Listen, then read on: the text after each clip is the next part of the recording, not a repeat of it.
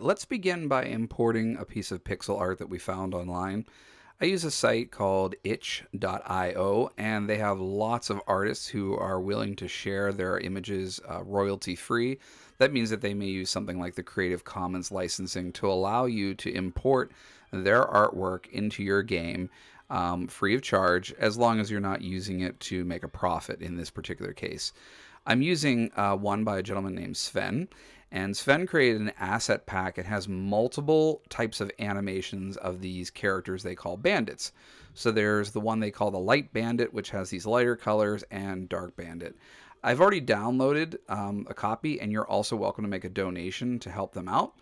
And what I'm going to do is head back over to Piskel, and in here, we're going to go to the right size and choose the import feature, and then choose import from picture.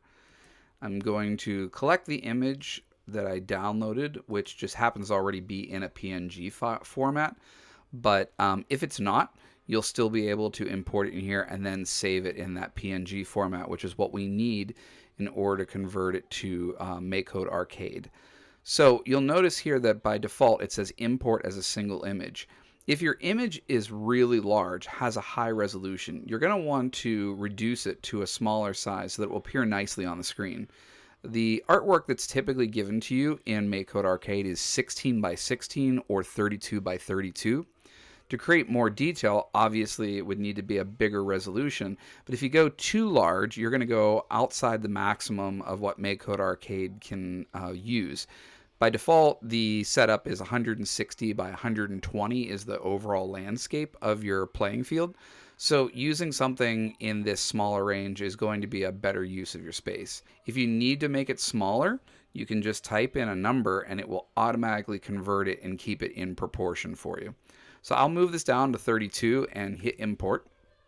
And you'll see that the image looks like this when zoomed in. Over here, you can see what it will look like on screen in its natural size in a much smaller view. So if I want to make any more changes to this, I can. Probably the biggest thing that you would have to do that Sven has already done in this is make a transparent background. You know the background is transparent if it has this checkered pattern here. This checkered pattern means that this is stuff that will not be written on the screen.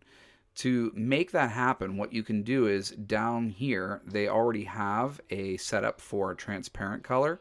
You can swap it to the major, and then what you can do is either use the pen tool to draw places where you want to make it transparent, like between the arms here.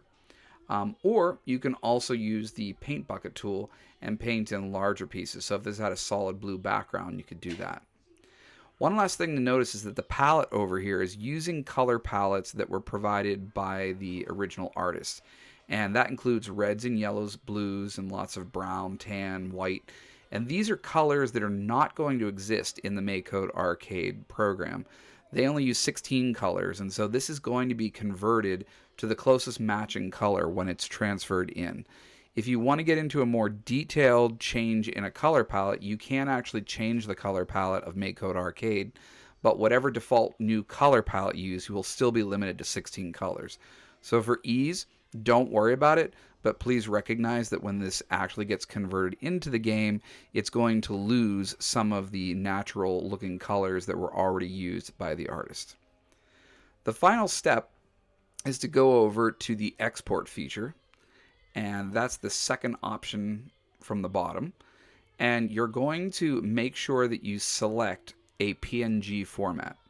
That's the accepted one that we'll use for the MakeCode Arcade asset tool. And go down here where it says selected frame export and click download. A copy of the image will be saved as a PNG file, and we're now ready to add this to our asset tool import.